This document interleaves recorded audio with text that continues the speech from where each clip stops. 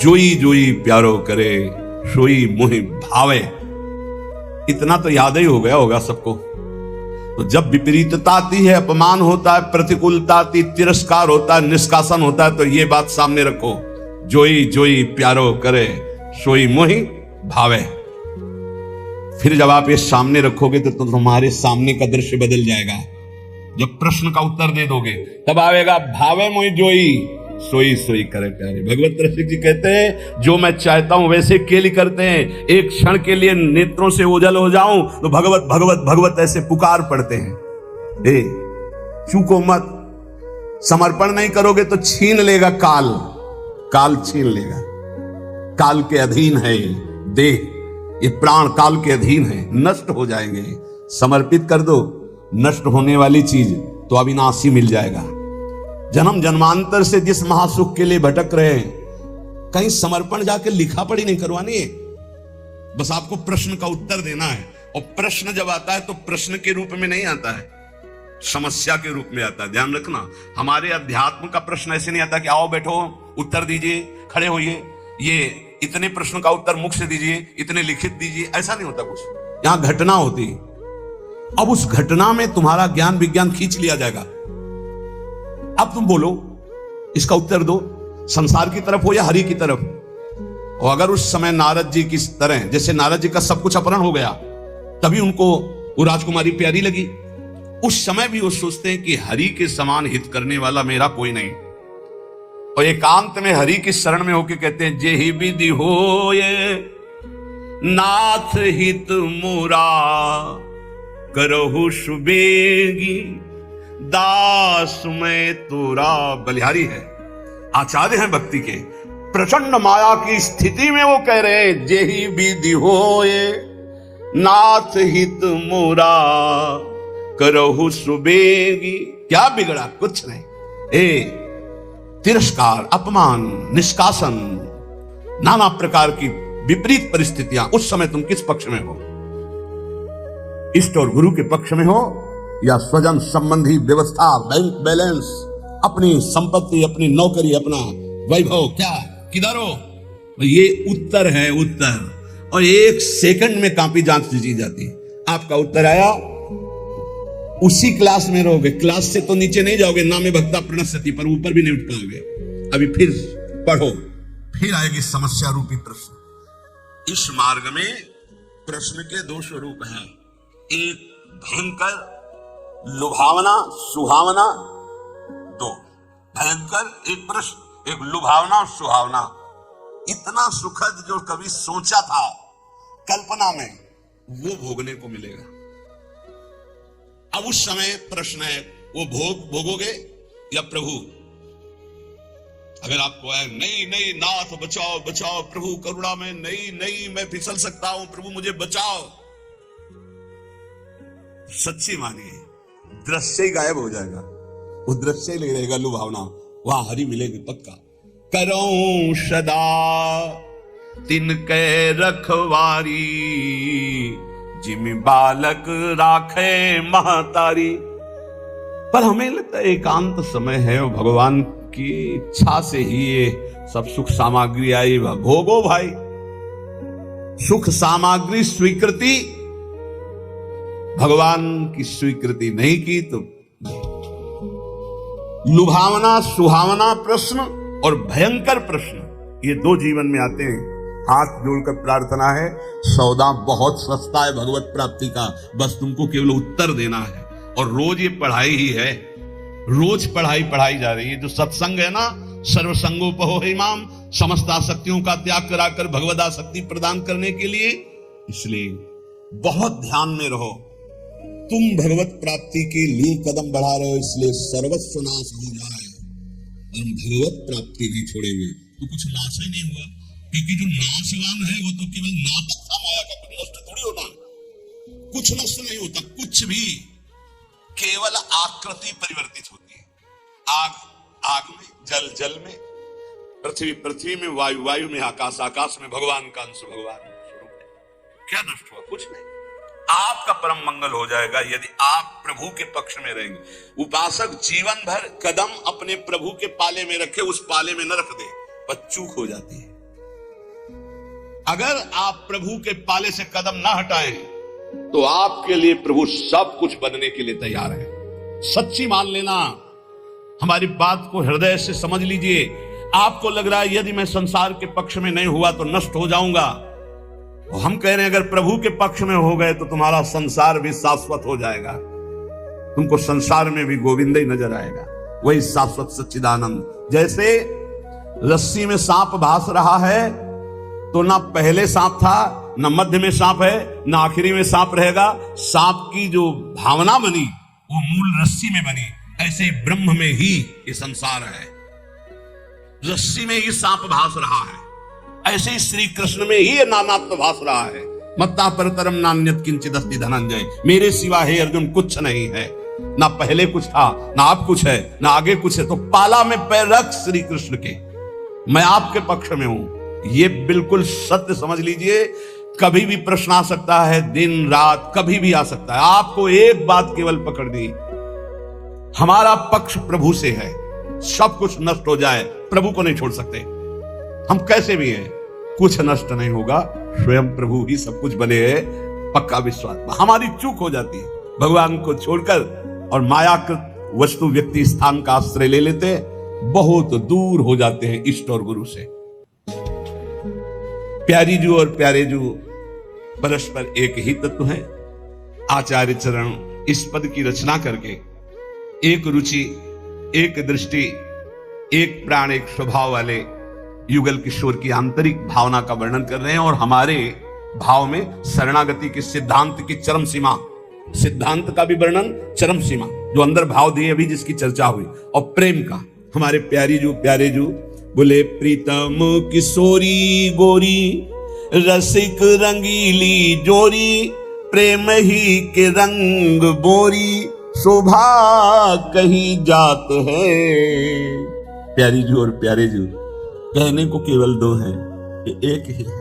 इनकी ऐसी शोभा है कि ध्रुवदास जी कहते हैं कि हमारी वाणी के सामर्थ्य नहीं कि मैं इनकी शोभा का वर्णन कर सकूं। युगल सरकार ऐसे अतुलनीय आनंददाता, ऐसा अद्भुत असीम सौंदर्य, प्रेम के ही रंग में डूबी हुई है जुगल सरकार की प्रीतम और गोरी किशोरी की जोरी। वाणी की सामर्थ्य नहीं कि मैं इनकी शोभा, इनकी महिमा, इनके प्रेम का वर्णन कर सकूं। एक प्राण, एक वैस, एक ही स्वभाव चाओ, एक बात दूनी के मन ही सुहात है। एक कुंज, एक सेज, एक पट ओढ़े बैठे, एक एक बीरी दो खंडी खंडी खात है। एक रस, एक प्राण, एक दृष्टि हित ध्रुव, हेरी हेरी बढ़े चाप, क्यों ना आघात है। प्रीतम किशोरी गोरी, ये रसिक रंगीली जोरी, प्रेम ही के रंग बोरी, शोभा कही जात है। हमारी प्यारी जू प्यारे जू, एक प्राण, एक ही अवस्था, एक ही स्वभाव, एक ही भाव चाव, एक ही बात दोनों को, दोनों के मन में एक ही बात आती। ऐसे हमारे युगल सरकार की जो सहज करुणामयी स्वामिनी की कृपा से लीला स्थली का आश्रय और उपासना मिली, अब हमको चूकना नहीं है। किसी से हम कह रहे थे भाई कुछ भी हो श्री जी को मत छोड़ना, श्री जी को छोड़ दिया तो फिर ये अथाह समुद्र है, तुम निकल नहीं पाओगे। और अंदर से श्री जी को पकड़े रहे तो समुद्र ही नहीं रहेगा, सूखा ही जाएगा। बड़ी करुणामयी श्री जी। श्रीपाद प्रबोधानंद जी महाराज कह रहे, सर्व दुख दशा घोरावरम वृंदावनेस्तु में, प्राकृता अप्राकृता शेष विभूतिरपि नान्यतः। दोनों बातें आ गई। प्राकृत अपराकृत कितना भी मुझे लुभायमान किया जाए, मैं कभी प्रिया प्रीतम और वृंदावन को नहीं छोड़ सकता, वही बात आ गई। और सर्व दुखा दशा घोरा, दे दो सारे दुख तुम्हारी सृष्टि में जितने हो। ये भजन बल है, भजन बल। श्री जी का नाम जब जितना करोगे तो तुम भी गर्जना करने दो, और दुख दो, पूरी सृष्टि का दुख हमें दे दो, सबको सुखी कर दो। दंत देव जी प्रभु मुझे इतनी सामर्थ्य दो कि सबके हृदयों में बैठकर दुख मैं भोगूं और सब सुखी हो जाए। ये भगवान के भक्त का विशाल हृदय। सर्व दुख दशा घोरा, प्रभु सब दशाएं दुख की हमें दे दो, पर ना हम आपका चिंतन छोड़ने वाले और ना आपका आश्रय छोड़ने, ये फिसड्डी नहीं होते भगवान के भक्त। आजकल भक्ति जानते हो कैसे होती है? ऐसे पैर रखा जाता भक्ति मार्ग में, आंच ना लगे, अगर आंच लगी तो हटा लिया। ऐसे कभी कोई परमार्थ में नहीं चलता। नारायण कठिन हरि मिलन की बाट, या में पग पीछे धरे प्रथम शीश दे काट। ये वीरों का मार्ग है, कायरों का नहीं। इसलिए हिम्मत पक्की। तलवार गले तक आएगी, हार बन जाएगी, वार नहीं कर पाएगी। तलवार और हमारे गले के बीच में नाम है, विश्वास करो, विश्वास। दुखों से डरा कर माया आपको हटा देगी या भुलावे में फंसा कर हटा देगी। तो इस श्लोक में दोनों बातें कह रहे हैं श्रीपाद कि सर्व दुख दशा घोरा, दे दो जितने दुख चाहो, या प्राकृता अप्राकृता शेषा विभूति रपिनान्यतः प्राकृत अपाकृत समस्त ऐश्वर्य। देखो हमें लुभाकर नहीं लुभायमान होंगे। चाहे दुख दे दो चाहे भोग सामग्री दे दो, दोनों से मैं आपको भूलने वाला नहीं। आपका आश्रय, आपका चिंतन। कुरुवत्यापि महारौद्रम उपद्रवम अनुक्षणम। ये देखो, ये पढ़ाई है, पढ़ लो, फेल नहीं होगे। प्रभु भेजो, ऐसे उपद्रवी को भेजो जो रुद्र रूप रख करके हमारा अपमान करे, हमारी पिटाई करे, हमें गाली दे। कुरुवत्यापि महारौद्र उपद्रवम अनुक्षणम। आप कहोगे काय को झगड़ा, विपत्ति मोल ले रहे हो? नहीं नहीं, पढ़ाकू जो होता है वो चाहता है कि हमसे कोई प्रश्न करे और मैं उसका उत्तर दूं। जो पहलवान होता है वो चाहता है कोई मिले, दो दो हाथ करो, उसकी भुजाओं में धड़कन होती है। ऐसे साधक ये चाहता है कि मेरा अपमान हो, मेरी निंदा हो, फिर मुझे कैसा लगेगा।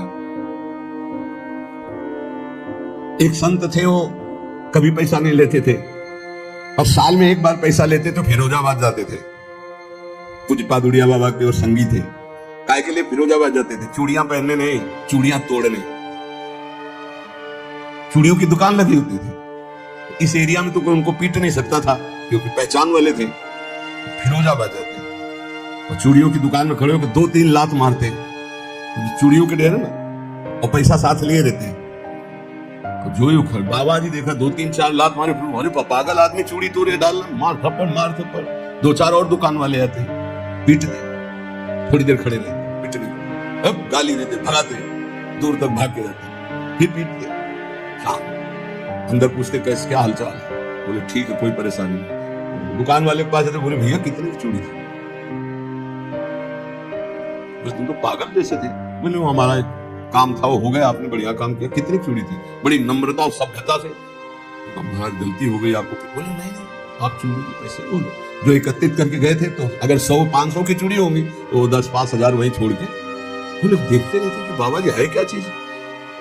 अपनी कसौटी के लिए स्वामी अनंग बोधाश्रम स्वामी जी बचपन से दिगंबर और गंगा का सेवन करने वाले, जहां भिक्षा होती वहां जाकर वो दंडता करते और 2-4 जब चपाटे उनके लगते तो अंदर पूछते क्या हालचाल है। ठीक है, ये सौभाग्य से मिलता है अपमान निंदा। चाहिए आपको सौभाग्य? सौभाग्य से मिलता है अपमान, निंदा, तिरस्कार, विपत्ति, संकट। क्यों?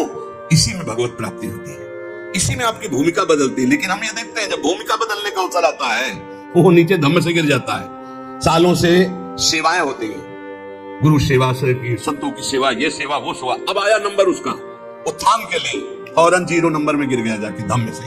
चल फिर पढ़ाई कर, फिर आना, प्रश्न होगा, फिर उत्तर आ गए। ए भाई, सबसे प्रार्थना है तुम्हें बहुत जल्दी भगवत प्राप्ति कराने के लिए सत्संग हो रहा है, बस यही बात को तुम्हें पकड़ना है। सच्चा साधु चाहता है कि हमारा अपमान हो, हमारी निंदा हो, तिरस्कार हो, फिर हमें कैसा लगेगा?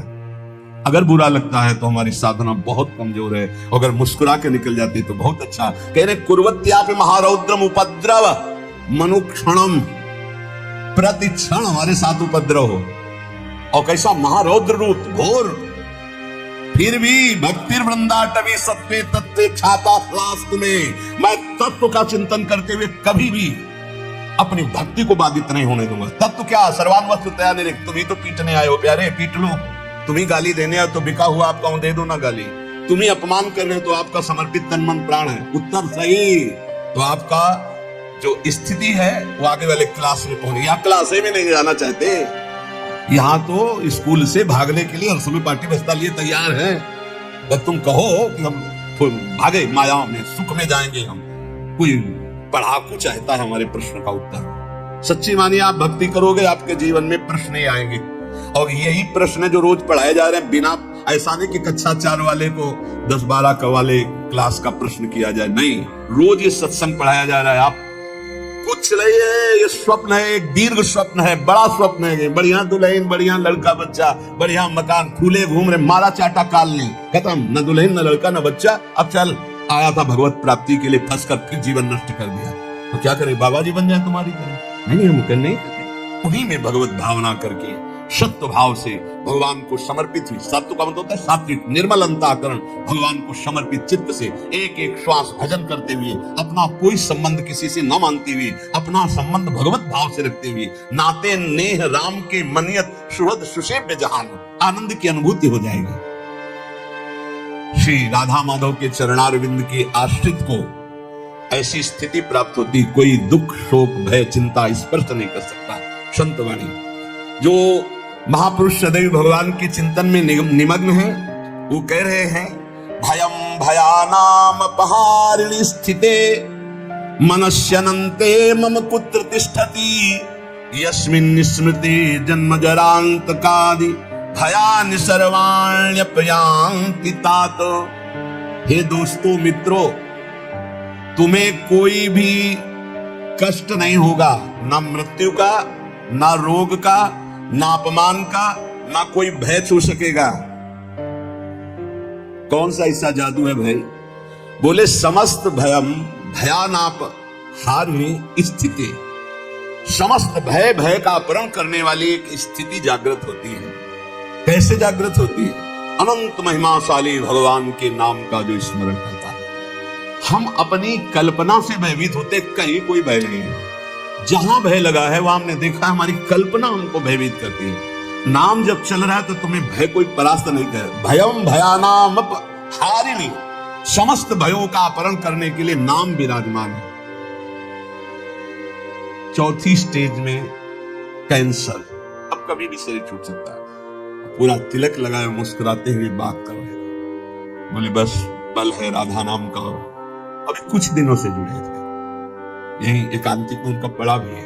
हे भयम भयानापहारिणी स्थिति, समस्त भयों का अपहरण हो जाएगा।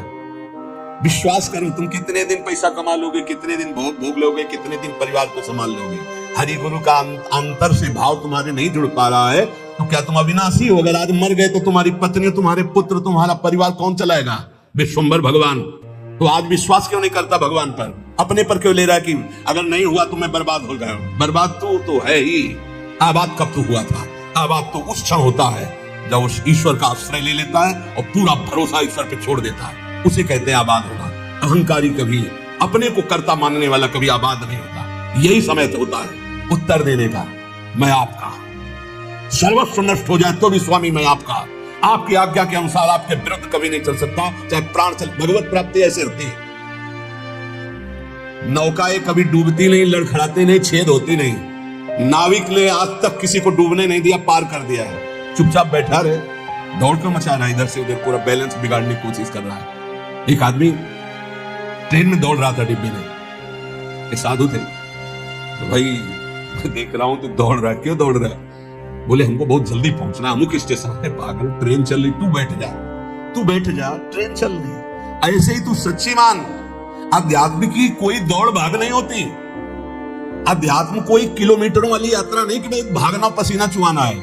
समझ समझ, विवेक का मार्ग, विवेक का। आराम से बैठ जा, काहू के बल भजन को, काहू के आचार, ब्याज भरोसे, कुंवर के सोवत पाव पसा। अंतिम समय सूरदास जी का पद, भरोसो दृढ़ इन चरणन केरो। ये है पूरी जीवन की साथ। नाते नेह राम के मनियत, जाके प्रिय राम बैदे ही तजियता है कोटि बेरी सम जद्य परम सने ही। पुलापा नहीं चलता यहां, ठोस चलेगा, ठोस घनीभूत भक्ति, और वो होती भक्तों के चरणों से, हरि भक्तों के चरणों से। जरा भी आप प्रश्नवाचक चिन्ह आपके सामने लग गया तो शरणागति में कलंक लग जाएगा। नहीं, भगवत प्राप्ति का माइक से ठेका लेते हैं। शरणागति, भगवत प्राप्ति बिल्कुल सहज सरल, सब कुछ उनका था, उनका है, उनका ही रहेगा। तुमने जो अपना मान लिया है बस वही समर्पित कराने के लिए रोज सत्संग हो रहा, उसी को समझ ले। भगवान ही तुम्हारे पुत्र परिवार के रूप में है। वही ऐसा प्रश्न खड़ा करेंगे कि तुम भगवान को देखते हो या पुत्र को देखते हो। हमें श्री भगवान की तरफ देखना है तो वो भी हो जाएगा, सब मंगल ही मंगल हो जाएगा। और अगर पक्ष ले लिया संसार का तो गए, नंबर से आप नीचे उतर जाएंगे। इसीलिए कह रहे अगर भय मुक्त होना, सबसे बड़ा भय मृत्यु का है, जो बच नहीं सकते, वो आने वाला है। तो बोले जब साधु भी मरता है, गृहस्थ भी मरता है, तो भी भजने से क्या है? साधु मरता नहीं। सांप जैसे अपनी केचुल छोड़ता है, ऐसे साधु अपने शरीर को छोड़ता है और भगवत धाम जाता है। मरता है विषयी पुरुष, जन्मत मरत दुषा दुख होई। इसलिए भयम भयानाप, जो नाना प्रकार के भय, नाना प्रकार के दुख, आपको चिंता शोक, उनसे मुक्त होने के लिए बार बार कहते हैं राधा राधा राधा। नाम जप करो, प्रभु के आश्रित हो जाओ, अपनी चिंता छोड़ो, अपने परिवार की चिंता छोड़ो, भगवत चिंतन करो। बहुत बढ़िया जिम्मेवारी भगवान ले लेंगे, सच्ची मान लेंगे। कर्तव्य छोड़ने की बात नहीं कह रहे, चिंता छोड़ने की। तुम्हारे चिंता करने से होगा, ओवर थिंकिंग तुम्हारे सोचने से होगा कि हम ये महल बनेगा, महल के ऊपर अटारी चढ़ेंगे, फिर ये होगा, फिर वो होगा, फिर वो होगा। तो बोले हम कुछ सोचे ना, नहीं, राधा राधा राधा, वर्तमान में राधा राधा जब, जो आगे होता चला जाए उसको करता चला जा, तो जीवन मुक्त हो जाएगा गृहस्थी में रहते हुए। सोच हमको नहीं, सोच हमारे प्रभु देंगे। आगे क्या करना है वो करेंगे, हम संकल्प विकल्प करके फंस जाएंगे। बाले क्रीडन का सक्ता यौवने विषयोन्मुखा अज्ञानयन्ति शक्त्याः च वार्धकं समुपस्थितम् तस्मात् बाल्ये विवेकात्मा यतेत श्रेयसे सदा बाल्ये यौवन वृद्ध्यायैर्देह भावैः संयुतः। सांसारिक जन बाल्यावस्था खेल कूद में व्यतीत कर देते हैं। हम प्रणाम करते हैं उन माता पिता को जो अपने बच्चों को बाल्यावस्था से नाम जपना, समय से उठना, पृथ्वी माता के चरण छूना, सूर्य भगवान को नमस्कार करना, अच्छे अच्छे आचरण सिखाते हैं। आजकल माता पिता नहीं उठते प्रातः काल, तो बच्चों को क्या उठाएं प्रातः काल? 11 बजे तक उठते हैं। बाल्ये क्रीडन का शक्त यौवने विषयोन्मुखा। बाल्यावस्था तो खेल कूद में चली गई। जीवन वही धन्य जो भगवान से मिल जाए, वो जीवन किस काम का? आजकल कह रहे हैं कि बाल्य क्रीडन का शक्त, बालकों को तो क्रीड़ा अवस्था में ऐसा लगा दिया कि बाल्यावस्था कब निकल गई पता नहीं। चाहे यौवने विषयोन्मुखा, यौवन अवस्था भोगों में फंसा दी। अरे भाई, भगवान कृपा करे सबको अच्छे माता पिता मिले। कैसे अच्छे माता पिता? जो भगवान में लगाते हैं, जो सत धर्म में लगाते हैं, जो सत कार्यों में लगाते हैं। बहुत बड़ा योगदान होता है माता का, कि दूसरा पिता का। सबसे बड़ा गुरु माता, फिर पिता, क्योंकि वही सतमार्ग में चले। गांव में एक बार नाटक आया था दिखाने के लिए, वो क्या कहते हैं, नौटंकी, वो सुल्ताना डाकू, पूरा दिखाया गया। रात भर देखा था, बच्चे थे उस समय। तो जब उसको फांसी की सजा दी गई तो उससे पूछा गया तुम्हारी अंतिम चाहत क्या है? वो पूरी जिंदगी भर ध्यान रखा, बोले हमारी माता को हमसे मिला दो। माता को जो ही माता मिलने आई तो गले लगे और दांत से पूरी नाक काट ली माता ने। तो आप ईश्वर में पूछे ये क्यों किया? बोले मुझे आज फांसी के फंदे में चढ़ाने वाली ये है। पहली बार हमने पेंसिल चुराई थी, और जब इसको कहा कि माँ मैं पेंसिल चुरा के लाया, तो इसने कहा बहुत अच्छा बेटा, लिखने के काम आएगी। बस उसी दिन से मुझे लगा कि बहुत अच्छा कार्य है। तो आज मैं सुल्ताना डाकू बना और मुझे इसकी फांसी की सजा मिल रही। तो सबसे बड़ी अपराधी मेरी माँ है जो मुझे इस मार। माँ प्रथम गुरु है। आप अपने बच्चे को जैसे गर्भ से शिक्षा, अगर हम प्रार्थना करते हैं गृहस्थ में वो बच्चा गर्भ में आ जाए तो सहवास बंद कर दो, सात्विक भोजन पाओ, भगवत नाम कीर्तन सुनो, भगवत कथा सुनो, महान तीर्थों का भ्रमण करो अगर कर सकते हो, उससे तुम्हारे बालक के बहुत सात्विक संस्कार होंगे। यौवने विषयोन्मुखा, जवानी भोगों में व्यतीत करने के लिए प्रेरणा दी गई और अंदर और बाहर दोनों से संयोग बने, विषयों से हृदय मलिन हो गया। फिर कह रहे अज्ञा नयंति असक्त्याः, जो अगली अवस्था आई बुढ़ापा, वो तो असक्त, इंद्रियां वो वैसे ही चंचल, मन वैसे ही चंचल, शरीर असक्त। अब वो अंदर बैठे बैठे भोगों का चिंतन कर रहा है, उसकी दुर्गति हो जाती है, दुर्गति। इसलिए तस्मात् बाल्ये विवेकात्मा यतेत श्रेयसे सदा। विवेकवान होकर बाल्यावस्था से वो माता पिता धन्य है जो अपने बच्चे को शासन में लेकर, ए बाल भोग बना रहे, 5 मिनट राधा राधा कीर्तन कर, अभी तुझे पवाते, थोड़ा सा नाम संस्कार डालिए भगवत कीर्तन का, भगवत नाम जप का, बैठ 5 मिनट बैठ के कथा सुन, देखो सत्संग सुन, या स्वयं सुनाने लगे कोई ना कोई ग्रंथ की बात। संस्कार पढ़ते, गर्भ से संस्कार पढ़ते। अभिमन्यु जी को गर्भ में ही चक्रव्यूह तोड़ना आ गया था, प्रहलाद जी को गर्भ में ही परम महाभागवत बना दिया था नारद जी ने। अगर आप गर्भस्थ शिशु से शिक्षा प्रारंभ करेंगे तो कोई महान राष्ट्रभक्त महात्मा पैदा होगा।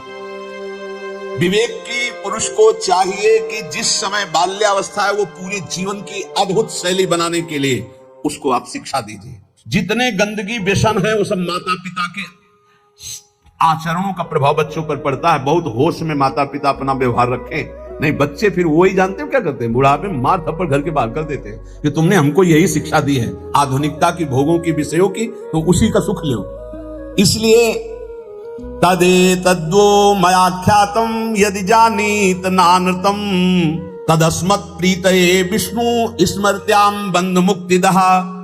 मित्रों, मैं तुम लोगों से प्रार्थना कह रहा हूं, तुम झूठ मत समझना।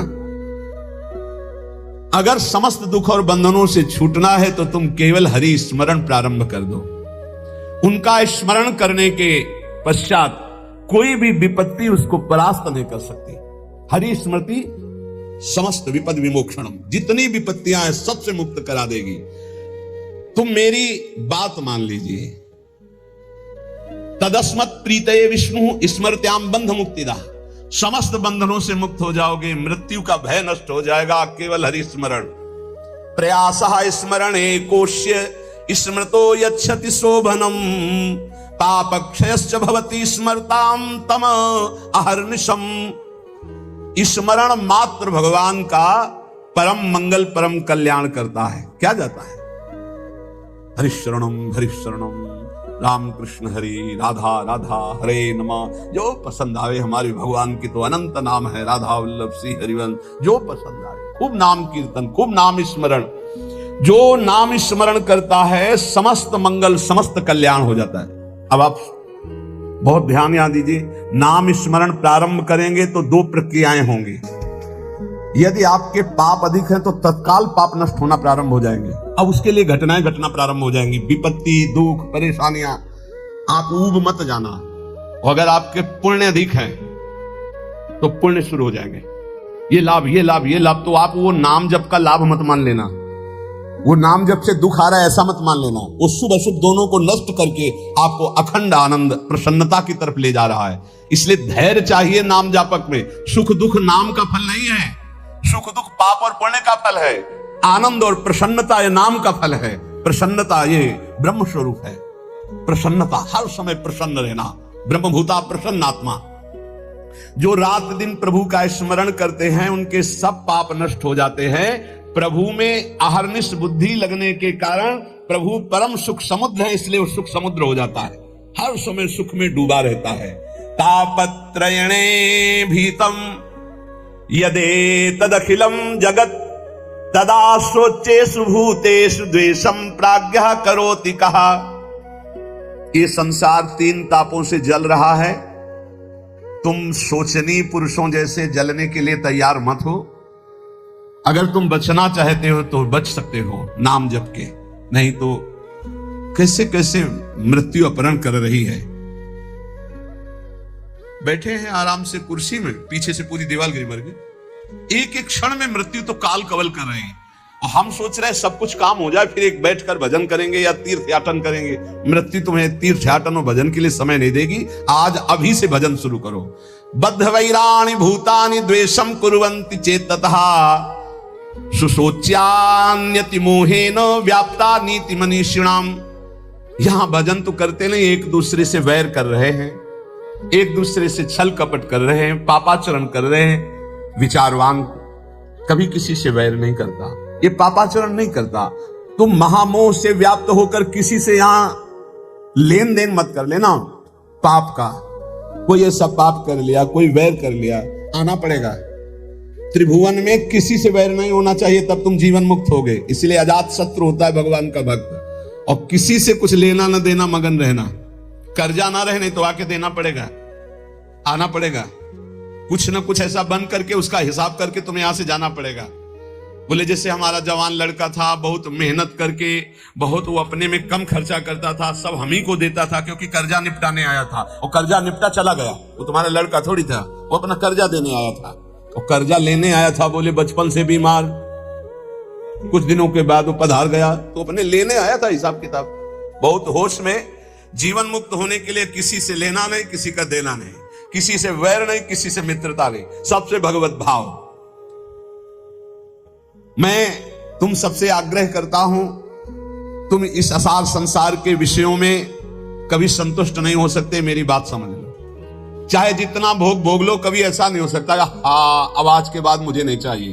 ये ऐसे भूत के लड्डू हैं, खाओ तो परेशान, ना खाओ तो परेशान। जो नहीं भोग रहे हैं वो ललचा रहे हैं, और जो भोग रहे हैं वो पछता रहे हैं। बड़ा विचित्र माया का खेल है। और जो संसार में है वो पछता रहे कि हम सोचा था इसमें सुख है, वो है नहीं। हमें लगता है कि सुख औरों में है, पूरा जीवन उनको पछताते चला जाता है, ये भोगा ये भोगा ये भोगा। और अगर सही भजन नहीं हुआ तो पूरा जीवन इस भेष में पछताते चला जाता है, इधर उधर ताक झांक, पूरा जीवन व्यर्थ चला जाता है। ये हम भ्रमण करते हुए जीवन में देखा कि अगर साधना नहीं है तो अवस्थागत इंद्रियां शांत नहीं होती। उपासक को चाहिए कि ये सोच ले कि विश्व के चाहे जितने भोग भोग लो, कभी संतुष्ट नहीं होने वाली। अच्युत भगवान की आराधना कर लो तो तृप्त हो जाओगे। फिर ऐसा हृदय की स्थिति हो जाएगी जैसे वो स्वामी तुलसीदास जी के, पायो परम विश्राम राम समान प्रभु नाही को।